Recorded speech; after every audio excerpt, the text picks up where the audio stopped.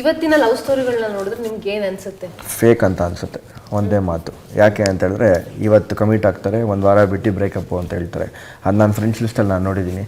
ನಾನೇ ಬೈತಾ ಇರ್ತೀನಿ, ಯಾಕ್ರೋ ಎಲ್ಲ ಕಮಿಟ್ ಆಗ್ತೀರಾ? ಮತ್ತು ಒಂದು ಕಮಿಟ್ಮೆಂಟ್ ಅನ್ನೋದಿದ್ದರೆ ನೀವು ಅಂದರೆ ನಿಮ್ಮ ಕೆಲಸಕ್ಕೆ ನೀವು ಹೆಂಗೆ ಕಮಿಟ್ಮೆಂಟ್ ಕೊಡ್ತೀರಾ? ಒಂದು ಅಗ್ರಿಮೆಂಟ್ ಹಾಕಿರ್ತೀರಾ, ಈ ಕಂಪ್ನಿಲಿ ಇಷ್ಟು ವರ್ಷ ಕೆಲಸ ಮಾಡಬೇಕು ಅಂತ. ಬಿಟ್ಟೋಗಿದ ತಕ್ಷಣ ಹೆಂಗೆ ಅನಿಸುತ್ತೆ ನಿಮಗೆ?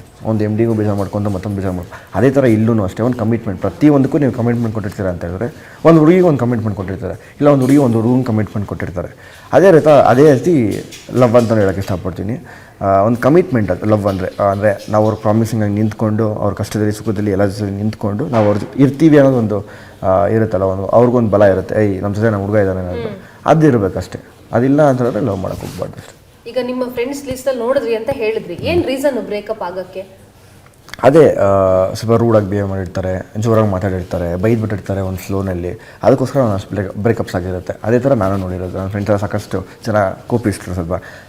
ನನ್ನ ಫ್ರೆಂಡ್ಸ್ ಅನ್ನೋದಕ್ಕೆ ಒಂದು ಅಷ್ಟು ಜನ ನನ್ನ ಜೊತೆ ಒಂದು 10 ಜನ 15 ಜನ ನನ್ನ ವಯಸ್ಸವ್ರು ಇರ್ಬೋದು. ಅದು ಬಿಟ್ಟರೆ ಎಲ್ಲ ಮದುವೆಯಾಗಿ ಮಕ್ಕಳಾಗಿರೋರೆ ನನ್ನ ಜೊತೆ ಇರೋರು ನನ್ನ ಫ್ರೆಂಡ್ಸು ಎಲ್ಲ ದೊಡ್ಡವರೇನೆ. ಅವರೇ ನಂಗೆ ಹೇಳ್ತಾ ಇರ್ತಾರೆ ಹಿಂಗಿರು ಹಂಗಿರು ಅಂತ. ಅದೊಂದು ನನಗೆ ಪ್ಲಸ್ ಪಾಯಿಂಟ್. ಏನೆಲ್ಲ ಟಿಪ್ಸ್ ಕೊಟ್ಟಿದ್ದಾರೆ ನಿಮಗೆ?